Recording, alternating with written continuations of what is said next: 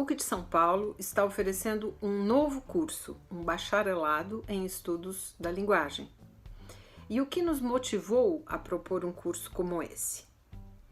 Vocês já se deram conta de como estamos sempre mergulhados na linguagem? Tudo o que pensamos, percebemos, sentimos está embebido em linguagem. A linguagem é, portanto, uma ferramenta essencial em todas as atividades humanas, seja para governar, administrar, produzir em larga escala ou artesanalmente, pesquisar, desenvolver, registrar conhecimentos, formular justiça, tudo só se organiza e se desenvolve com a ajuda da linguagem. Atualmente, a conectividade permanente nos mergulhou numa cultura em que tudo está e existe em toda parte e ao mesmo tempo, e os textos que estamos produzindo e acessando combinam cada vez mais diferentes tipos de linguagem: oral, escrita, sons, imagens estáticas, imagens em movimento, etc. Então, se a linguagem atravessa o tempo todo a nossa existência, precisamos encontrar respostas para certas perguntas. Por exemplo, como as empresas e instituições, sejam elas particulares ou públicas, devem utilizar a linguagem quando se dirigem a seu público, por exemplo, em um site de vendas ou numa página oficial do governo eletrônico?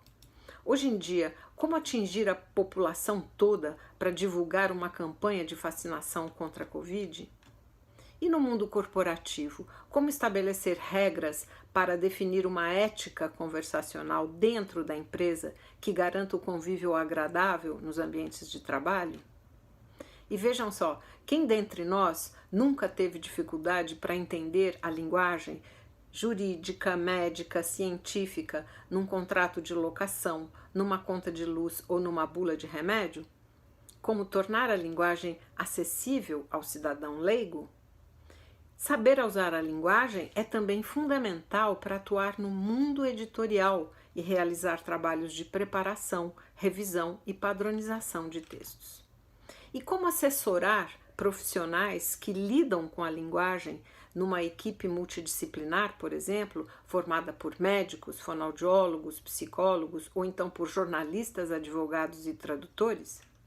E quais são os métodos, técnicas e instrumentos que já existem e que permitem dar um tratamento digital à grande quantidade de textos que circula na internet? Como coletar esses textos, organizá-los, enriquecê-los, buscar e mineirar opiniões, tendências, sentimentos presentes nesses textos?